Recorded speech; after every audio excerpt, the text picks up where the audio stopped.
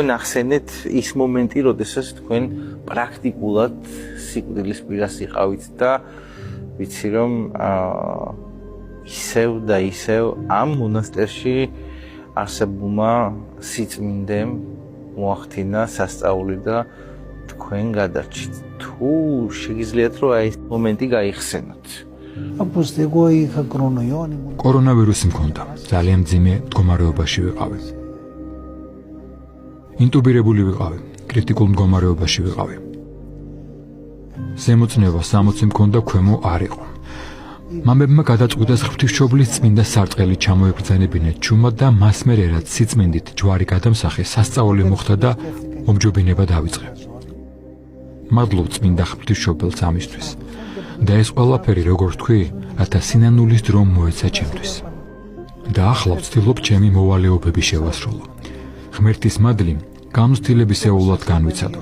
რადგან მონაზონს აუცილებლად უნდა ჰქონდეს მადლის მუდმივი განცდა და თავისი ცხოვრებით დაამტკიცოს, რომ იესო ქრისტე გუშინდა დღეს და უკუნისამდე იგივეა. Πρέπει να βιώσει τη χάρη και να προσιάσει τον Χριστόν ως αληθινόν Θεό και να αποδείξει με τη ζωή του ότι ο Ιησούς Χριστός και χθες.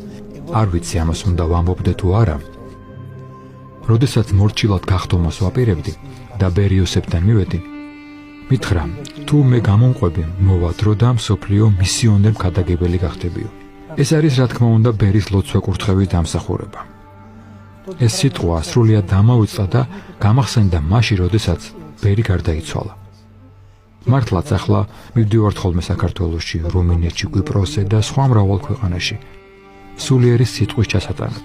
თვითონ ვატოპედიც არის ღვთისმშობლის მსოფლიო მისიონერული ცენტრი. მიხარია რომ საქართველოში ჩავდივარ ხოლმე თქვენი ეკლესიის მოწვევით. ღმერთმა განაგო ასე, როცა შემიძლია ვცდილობ ჩავიდე, რადგან მიყვარს ქართველები, ჩვენი ძმები, რადგან დაბალი ერია, ჭირნახული ერია. დღეს პურის ფულისთვის მებრძოლი ერია, რომელსაც ძალიან უსამართლოდ მოექცნენ და მეც იქ რომ ჩავედი, გული დავტოვე იქ.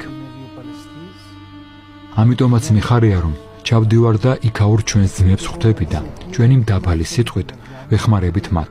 და ზოგადად მახარებს მათთან ქრისტეს მიერი ურთიერთობა.